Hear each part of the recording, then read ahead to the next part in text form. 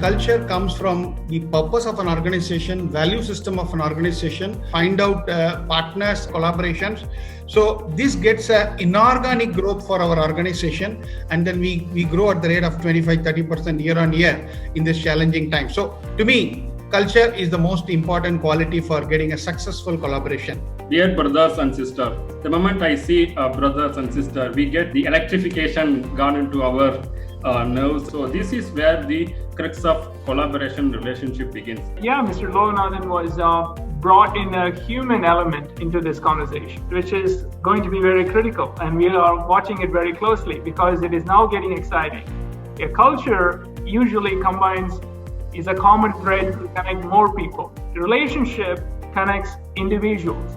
So when we are talking about success, you are talking about individuals, or is it the binding that actually happens over a larger population? I like that fact that you brought in that human element. Relationship is more person dependent, Suppose I have a good relationship with a customer or even with my own boss. I leave the organization, the boss is handicapped, I was doing everything for him. I was making things successful for him. But then when I go off, things are not happening. Whereas culture, if it was culture based, then my entire team is there, or whoever is going to succeed me or things like that is going to follow that culture and make things happen for that person. Relationship is very temporary. Two people are in good relationship, they may break any time. Whereas culture is across the board. If the culture is really good, you can make things happen. I have a great culture in my organization, okay, and assume I don't have any relationship at all. Can I run a business? Can I collaborate with anyone? I can't. I'll be as is, and I wouldn't also grow. Relationship leads to trust, and it leads to business or collaboration. And it's like an exponential curve. And also, a relationship, it's not necessarily like you have a long duration of relationship, it is stronger. So relationship is mandatory. You can't bypass it. Excellent points that was made in the conversation. One was trust. Trust a factor in success. And is a culture going to breed trust, or will relationship breed trust? Will people trust each other just because they are from the same culture, they have the same culture, or will people trust because they have a good relationship? So this is a very interesting point now. So that is given as a new element to think about what is important for success. Relationships are always stronger, but relationships are not constant.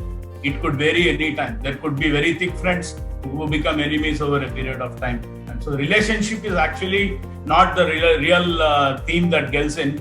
Culture is something that we really have to build strongly, and people have to imbibe over it. And the case studies down the line, it's 5 times as likely to be high performing. So it develops a high performing attitude, and an organization benefits overall through these cultural values. What if the relationship breaks down? What is going to keep the work? What is going to continue the success?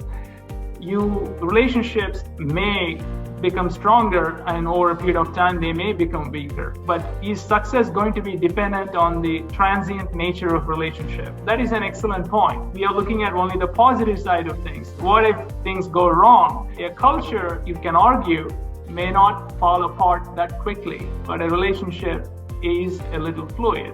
So very good point. How customer-centric one person of a business is, and also whether he is able to get the same culture from his partner. So that's very important. So the culture has to match. If two people have to start a business, suppose only one person starts a business. So what is his culture? The culture is basically for him to understand how his ecosystem is, whether his ecosystem of vendors, customers, associates, market people, influencers.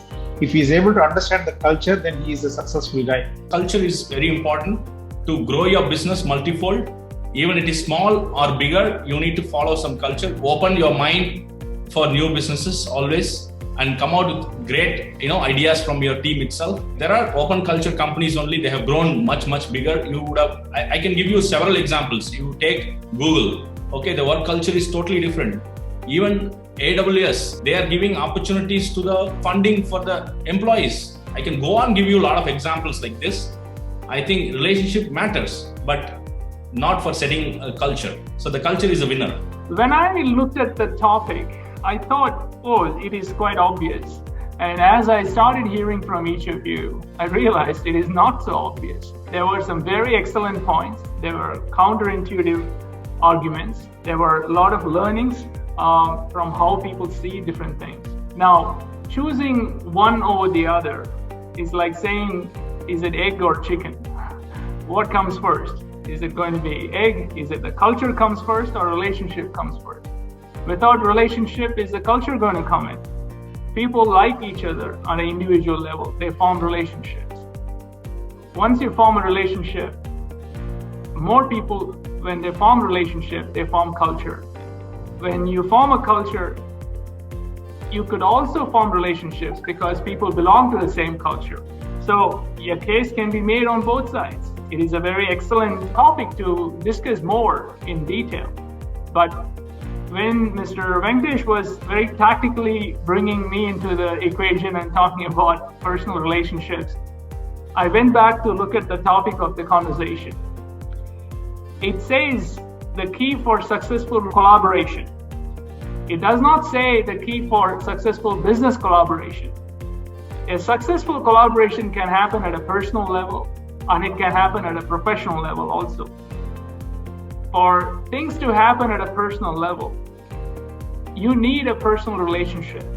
If you want to be successful as an individual, you need a relationship. If you want an organization to be successful, you need a culture.